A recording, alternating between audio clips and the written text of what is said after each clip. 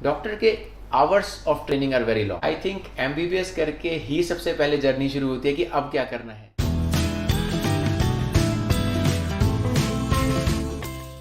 नमस्कार दोस्तों, medical experts of India में आप सभी का बहुत बहुत स्वागत है। और आज हम एक बहुत ही इंटरेस्टिंग टॉपिक पे ये वीडियो लेकर आए हैं। आज हमारे साथ हैं principal consultant and head nephrology department doctor Manoj Arora, Max hospital Shalimar Bagh. Doctor Manoj आज हमसे शेयर करेंगे कि एक डॉक्टर्स की लाइफ किस तरह की होती है और कितनी मेहनत से एक डॉक्टर बना जाता है। तो स्वागत करते हैं डॉक्टर मनोज का अपनी वीडियो में। हेलो एवरीवन, आज आई थिंक विवेक जिस तरह के क्वेश्चंस आपके सामने लाया है वो एक इंस्पायरिंग स्टोरी के लिए लाया है कि डॉक्टर बनने के लिए आपको क्या मेहनत चाहिए, क्या इंस्पिरेशन चाहिए, किस तरह की डॉक्टर की लाइफ होती है। I think it will be interesting questions, तो let's go ahead with it. Sir, सबसे पहले क्वेश्चन तो यही है कि आपको कब लगा कि आपको डॉक्टर बनना है? ऐसा है कि जब मैं छोटा था तो जब लोग और स्पोर्ट्स कर रहे होते थे, मुझे याद है तब भी मैं आराम से स्लिप बना के और उस पर प्रिस्क्रिप्शन बनाता था कि आपको क्या है हाइपोथेटिकल सिचुएशंस में, बट तब डॉक्टरी नहीं आती थी। लेकिन शायद तभी पता चलने लगा कि शायद आगे जाके डॉक्टर ही बनना पड़ेगा। फिर जैसे जैसे बड़े होते गए, फिर I was standing first in every standard. बड़े होते होते पता चला 10th में कि इंटरेस्ट साइंस में है। फिर पता चला कि अच्छे इंजीनियर नहीं बन सकते बिकॉज बायोलॉजी में बहुत ज़्यादा इंटरेस्ट है। एंड देन आई सिलेक्टेड कि मैं डॉक्टर ही बन सकता हूँ। तो आई चूज़ कि let's go and do all efforts to get into the medical profession, and then I just started pursuing to it. That was the starting of journey. Sir, MBBS में आपका admission होने के बाद आपकी medical college में life किस तरह की थी? देखिए, जब आप स्कूल पास करके मेडिकल कॉलेज जाते हैं तो suddenly you have a tough life. And जब आप जाते हैं, एंटर करते, पहले आपके घर वाले मुबारकबाद देते हैं कि दिल्ली में एडमिशन हो गया, मेरिट में आ गए, तो एवरीबडी इज इनटू बॉस्ट ऑफ कि हाँ अभी बहुत इंटेलिजेंट है। फिर जब आप वहाँ जाते हैं तो पता चलता है कि जर्नी तो अब शुरू हुई है। It is not the end, it is a beginning of journey and beginning of hardship, lot of hard working, but that really page you in long run. So doctor बनने की जो ट्रेनिंग है वो है तो बहुत ही सख्त, लेकिन वो आपको आगे लाइफ में एक असली में डॉक्टर जो होना चाहिए मेहनती, वो करने की प्रेरणा आपको फर्स्ट ईयर से ही शुरू हो जाती है। जिस तरह से आप मेहनत करते हैं, आई थिंक ये कहावत है कि आप नॉर्मल कॉलेज पढ़ें तो आप 6 महीने में 1 महीने पढ़ के पास हो सकते हैं।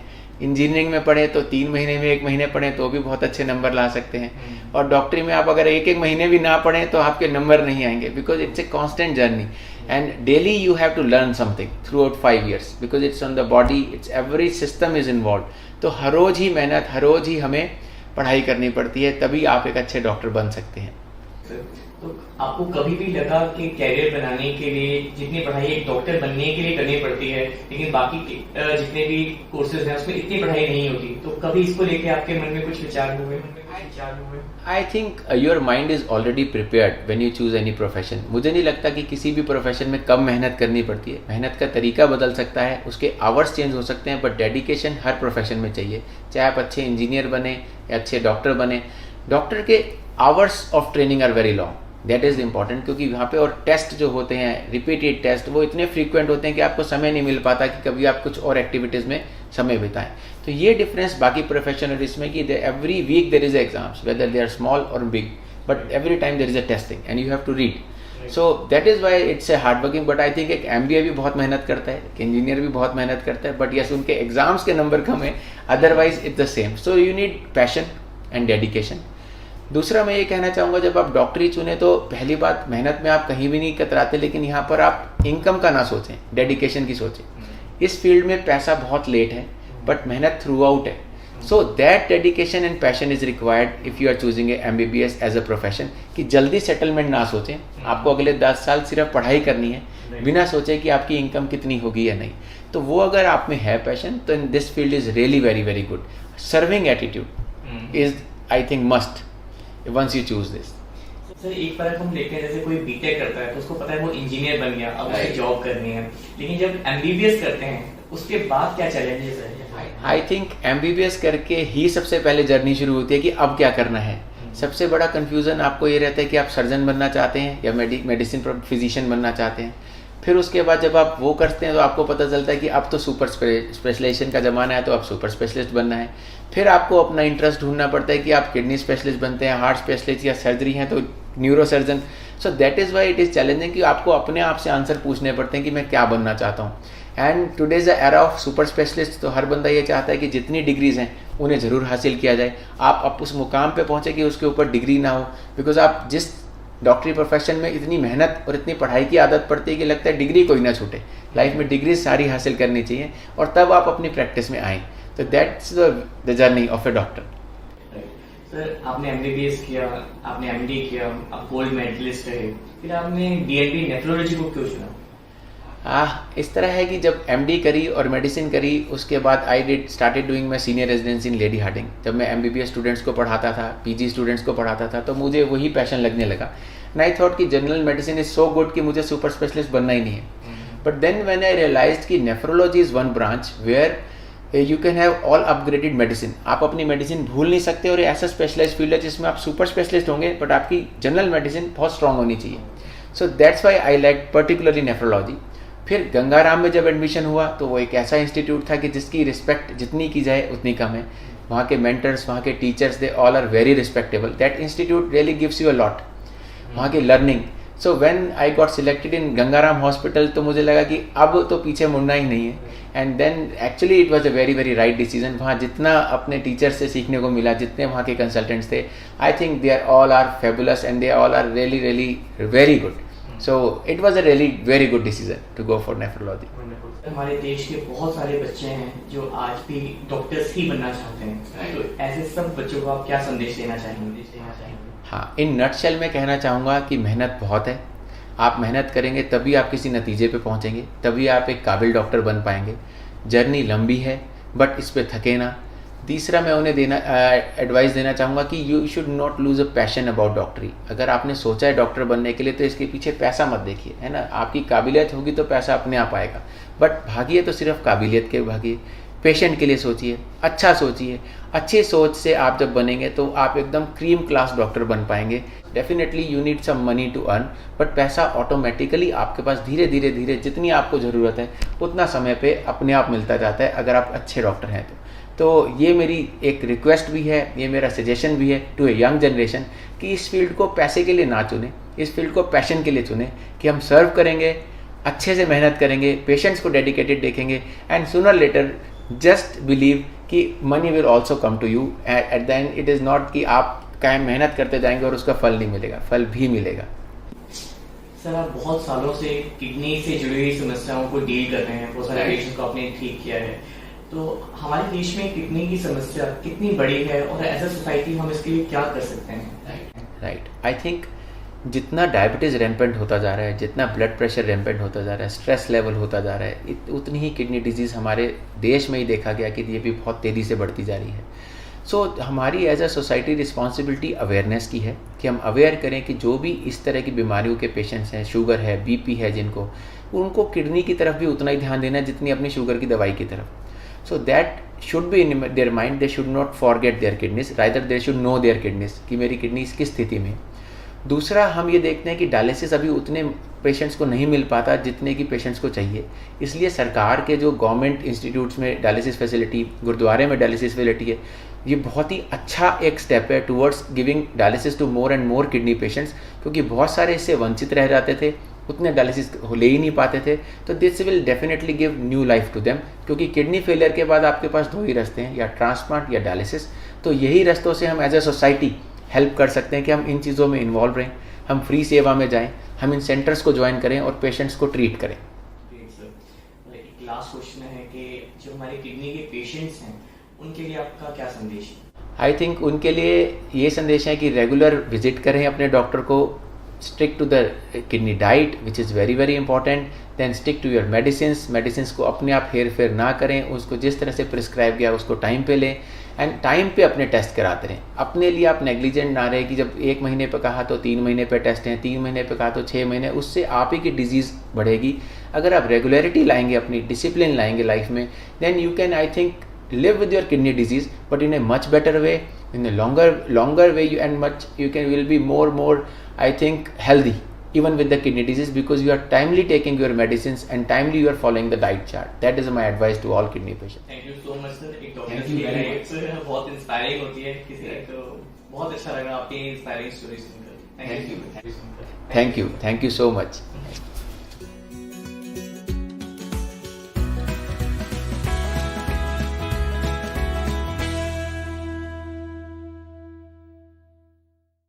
डॉक्टर के hours of training are very long. I think MBBS करके ही सबसे पहले जर्नी शुरू होती है कि अब क्या करना है.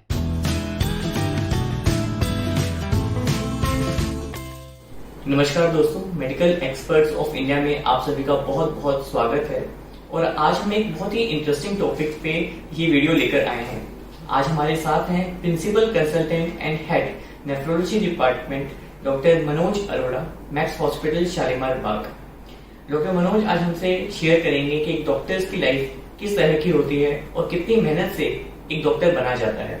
तो स्वागत करते हैं डॉक्टर मनोज का अपनी वीडियो में. Hello everyone.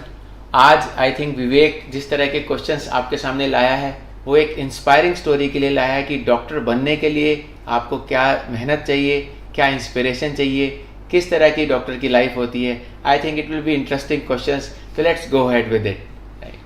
सर, सबसे पहले क्वेश्चन तो यही है कि आपको कब लगा कि आपको डॉक्टर बनना है? ऐसा है कि जब मैं छोटा था तो जब लोग और स्पोर्ट्स कर रहे होते थे, मुझे याद है तब भी मैं आराम से स्लिप बना के और उस पर प्रिस्क्रिप्शन बनाता था कि आपको क्या है हाइपोथेटिकल सिचुएशंस में. बट तब डॉक्टरी नहीं आती थी, लेकिन शायद तभी पता चलने लगा कि शायद आगे जाके डॉक्टर ही बनना पड़ेगा. फिर जैसे जैसे बड़े होते गए, फिर I was standing first in every standard. बड़े होते होते पता चला 10th में कि इंटरेस्ट साइंस में है. फिर पता चला कि एक अच्छे इंजीनियर नहीं बन सकते बिकॉज बायोलॉजी में बहुत ज़्यादा इंटरेस्ट है. एंड देन आई सिलेक्टेड कि मैं डॉक्टर ही बन सकता हूँ. तो आई चूज़ कि let's go and do all efforts to get into the medical profession. And then I just started pursuing to it. That was the starting of journey. Sir, MBBS में आपका admission होने के बाद आपकी medical college में life किस तरह की थी? देखिए, जब आप स्कूल पास करके मेडिकल कॉलेज जाते हैं तो suddenly you have a tough life. And जब आप जाते हैं, एंटर करते, पहले आपके घर वाले मुबारकबाद देते हैं कि दिल्ली में एडमिशन हो गया, मेरिट में आ गए, तो एवरीबडी इज इनटू बॉस्ट ऑफ कि हाँ अभी बहुत इंटेलिजेंट है. फिर जब आप वहाँ जाते हैं तो पता चलता है कि जर्नी तो अब शुरू हुई है.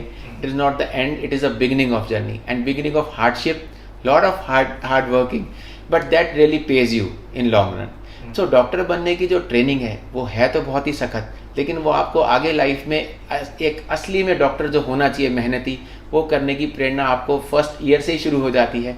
जिस तरह से आप मेहनत करते हैं, आई थिंक ये कहावत है कि आप नॉर्मल कॉलेज पढ़ें तो आप 6 महीने में 1 महीने पढ़ के पास हो सकते हैं. इंजीनियरिंग में पढ़ें तो 3 महीने में 1 महीने पढ़ें तो भी बहुत अच्छे नंबर ला सकते हैं. और डॉक्टरी में आप अगर 1 महीने भी ना पढ़ें तो आपके नंबर नहीं आएंगे because it's a constant journey. And daily you have to learn something throughout 5 years because it's on the body, it's every system is involved. तो हर रोज ही मेहनत, हर रोज ही हमें पढ़ाई करनी पड़ती है, तभी आप एक अच्छे डॉक्टर बन सकते हैं. तो आपको कभी भी लगा कि कैरियर बनाने के लिए जितनी पढ़ाई एक डॉक्टर बनने के लिए करनी पड़ती है, लेकिन बाकी जितने भी कोर्सेज हैं उसमें इतनी पढ़ाई नहीं होती, तो कभी इसको लेके आपके मन में कुछ विचार हुए? I think your mind is already prepared when you choose any profession. मुझे नहीं लगता कि किसी भी प्रोफेशन में कम मेहनत करनी पड़ती है. मेहनत का तरीका बदल सकता है, उसके आवर्स चेंज हो सकते हैं, बट डेडिकेशन हर प्रोफेशन में चाहिए.